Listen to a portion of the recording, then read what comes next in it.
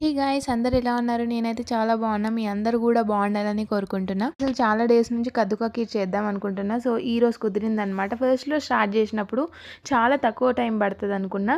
But చాలా lengthy process అనిపించింది నాకైతే. అసలు దాన్ని గ్రేట్ చేయడానికి నాకు చాలా టైం పడింది. ఐ థింక్ 20 మినిట్స్ అలా పడిందనమాట.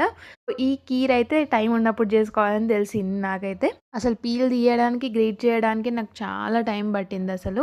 ప్రాసెస్‌లోకి వెళ్తే ఫస్ట్ కడాయిలో 2 స్పూన్స్ ఘీ ఏసుకోవాలి. దాంట్లో ఏదైతే గ్రేట్ చేసుకున్నామో ఆ కద్దు వేసుకొని 5 మినిట్స్ అలా రోస్ట్ చేసుకోవాలనమాట. కొంచెం వాటర్ ఉంటాయి కదా!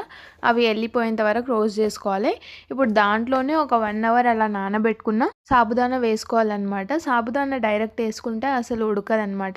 సో 1 అవర్ అలా నానబెట్టుకోవాలి. ఇప్పుడు దీన్ని ఒక 10 మినిట్స్ అలా రోస్ట్ చేసుకొని ఉడికించుకోవాలి. మినిట్స్ అయిన తర్వాత మళ్ళీ వాటర్ ఏసుకొని మళ్ళీ ఉడికించుకోవాలనమాట. బికాజ్ కద్దు అనేది టైం పడతది కాబట్టి ఉడకడానికి.